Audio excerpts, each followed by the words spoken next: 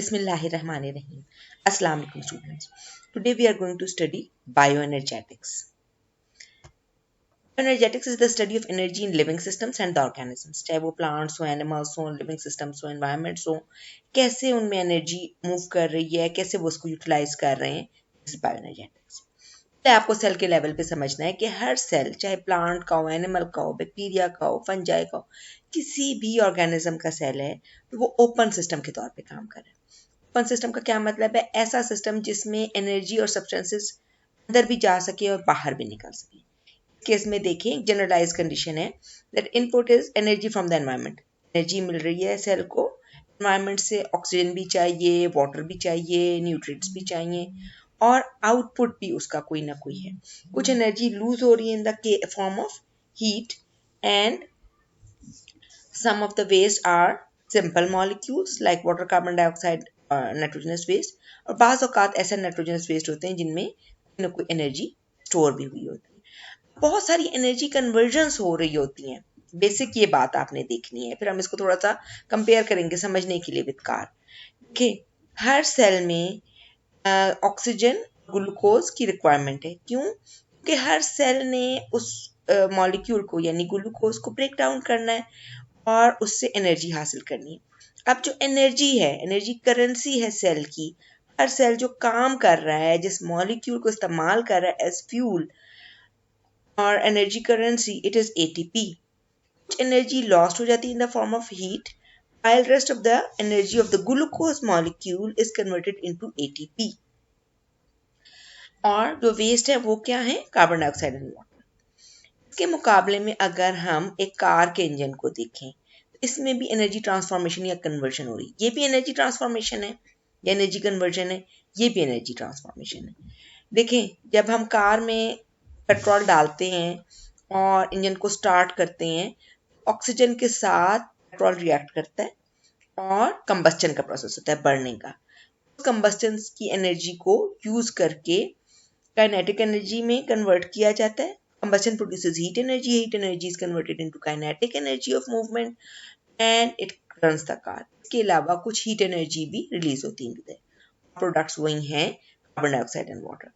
Energy conversion और energy transformation is a process which is taking place in many systems like car and all the living things। और ये जो है इसमें सबसे important molecule the living system is ATP।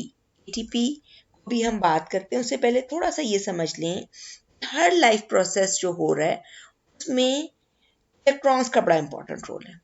कोई चीज़ electron दे रही है, देगी, डोनर है, तो ले रही है, वो एक्सेप्टर है। ठीक है जी। तो इन many energy related reactions, rather almost all energy reactions, there is an electron donor and there is an electron acceptor।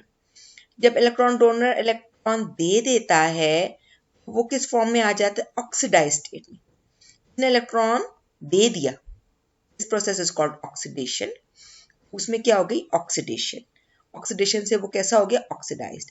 इसने इलेक्ट्रॉन ले लिया, यहाँ पे इलेक्ट्रॉन एक्सेप्टर है, कि क्या हो गई? रिडक्शन। अब ये क्या है? रिड्यूस्ड फॉर्म है इसकी। इन हमेशा कपलिंग होती है। कपलिंग का क्या मतलब है कि ऐसा नहीं होता कि एक चीज की ऑक्सीडेशन हो जाए, रिडक्शन हो ही ना, एक चीज की रिडक्शन हो जाए, ऑक्सीडेशन हो ही ना।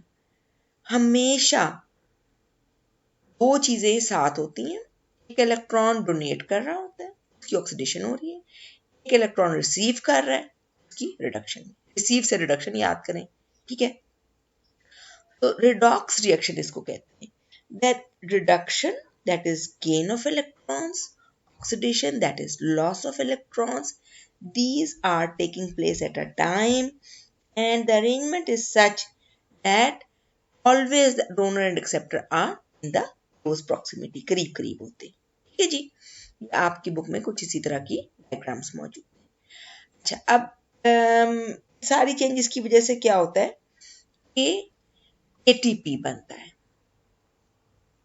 चाहे रिडॉक्स रिएक्शंस हों, सेलुलर रेस्पिरेशन, जो भी हम बात कर रहे हैं अभी आगे जब आप फोटोसिंथेसिस और रेस्पिरेशन पढ़ेंगे तो फिर ये बातें और डिटेल से आएंगी।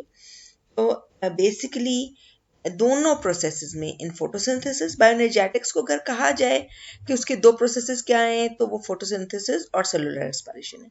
दोनों प्रोसेसेस में रिडॉक्स रिएक्शंस का बड़ा इंपॉर्टेंट रोल है, और जहाँ भी रिडॉक्स रिएक्शंस इन्वॉल्व होते हैं वहाँ पर एनर्जी ट्रांसफॉर्मेशन या कन्वर्जन ज़्यादा बेहतर होती है।